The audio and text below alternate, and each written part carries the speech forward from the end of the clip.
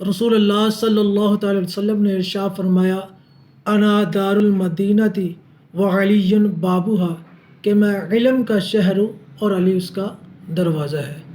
آج حضرت علی رضی اللہ تعالی عنہ کی ولادت و سعادت ہے۔ رسول اللہ صلی اللہ تعالی وسلم نے ارشاد فرمایا، النظر الی وجہ علی عبادہ، کہ علی کا چہرہ دیکھنا عبادت ہے۔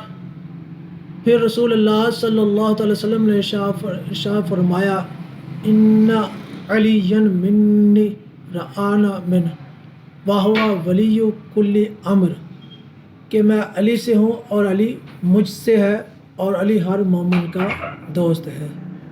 پھر رسول اللہ صلی اللہ تعالی وسلم نے ارشاد فرمایا، وذکر علی عبادہ، اور علی کا ذکر عبادت ہے۔ کون؟ حضرت علی رضی اللہ تعالی عنہ۔ جب آقا علیہ الصلوۃ والسلام نے مکے سے مدینے آپ نے ہجرت کی تو رسول اللہ صلی اللہ علیہ وسلم نے صحابہ کرام کو آپس میں بھائی، ایک دوسرے کا بھائی بنا دیا۔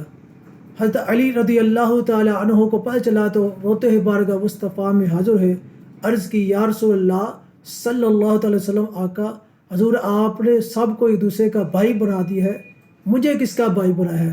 تو نبی کریم صلی اللہ تعالی وسلم نے ارشاد فرمایا، انت اخی فی الدنیا والآخرہ، اے علی تو دنیا اور آخرت میں میرا بھائی ہے۔